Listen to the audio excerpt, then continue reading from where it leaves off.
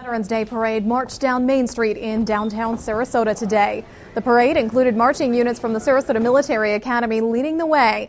Veterans from all walks of life were honored for their service, their commitment, and their sense of duty. It's a special day to honor our veterans who have fought for us to keep us free.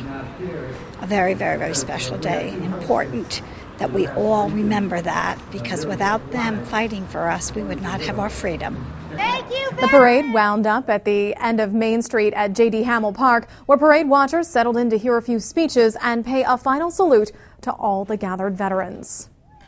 Well, the Veterans Day ceremony in Punta Gorda today was also a first for Charlotte County.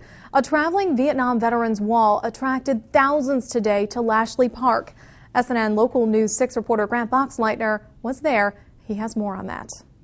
They came to pay their respects. The Vietnam Traveling Memorial Wall honors our country's fallen heroes. It's a powerful symbol to Vietnam vets like Arthur Miller, who went to see it for himself today. Because it's very, very important for me to see my comrades and to respect all the guys that I saw go down. He wasn't the only one the wall had an impact on. It says a lot. It says a lot more than even what the names on it. It's just the whole sum of the thing. Retired Naval Commander Bradley Smith spent 7 years as a POW in North Vietnam. He had this message for others struggling to make sense of the wars going on overseas. Those who disagree with the wars, whatever they may be, their political points of view, they're certainly privileged to have them, but please support those troops who are fighting for your nation. Also today at Lashley Park, flyovers from the Warbirds and a pair of Vietnam-era Huey helicopters and an exhibition by the Last Patrol. Vietnam Brotherhood of Charlotte County had been planning to bring the wall here for 3 years, raising $15,000 to do it. They say it means even more on this Veterans Day. Reporting in Charlotte County, Grant Boxleitner, SNN Local News 6. 1 in every 4 people in Charlotte County is a veteran. The Vietnam Traveling Memorial Wall will be on display for viewing at Lashley Park now through Sunday. Organizers are asking for a voluntary small donation if you do visit the site. On a day dedicated to remembering those who served our country and fought for our freedom, we introduce you to a local veteran who has never stopped serving people in need. Lieutenant Colonel Earl Jacobson starts every Wednesday morning in the All Faiths Food Bank warehouse. He's been volunteering at the nonprofit organization for 9 years. Serving his community is second nature to Jacobson, who spent 26 years serving his country in 2 wars. The decorated fighter pilot is modest about his medals and accomplishments, but he loves to talk about the planes he flew. His humble demeanor and work ethic have inspired others around him.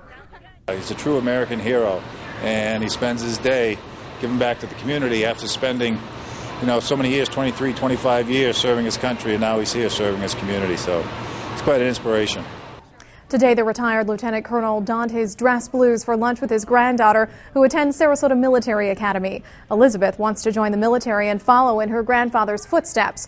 Lieutenant Colonel Jacobson told us the true hero is his wife, Jerry, who stood by him for 58 years through 3 tours overseas. Tonight, a community is gathering to honor the memory of a local veteran who passed away a little over a year ago. U.S. Navy Captain Ralph Stiles was best known among servicemen for sinking 6 Japanese ships in one morning. He was best known among the locals for his nightly sunset flag lowering ceremony at his Siesta Key home. And that is where we find SNN Local News 6 reporter Mia McCormick. Mia, tell us about tonight's dedication. U.S. Navy Captain Ralph Stiles lived right here on Siesta Key in his home here for about 16 years. That's when he started the flag lowering ceremony earlier.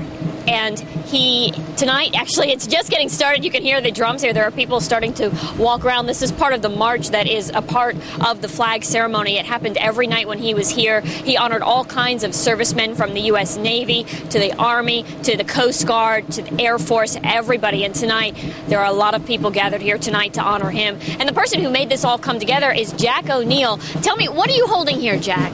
This is a duplicate of the stainless steel plaque that'll be mounted between the two flagpoles in the village at Canal and Ocean Boulevard. And it'll be stainless steel, and it'll be mounted on a rock-looking concrete piece about 18 inches tall on a slight slant. And it gives the history of his birth and to his death. 1933, the Naval Academy, 2 Navy crosses, many Japanese ships, and several aviators he found in the sea. And the marchers from here are going to be marching to that gazebo after the flag ceremony here. And in fact, it's just getting underway here. We'll go ahead and step out of the way if you can. If you can, Jack, step right over here. And we'll listen as they play taps here.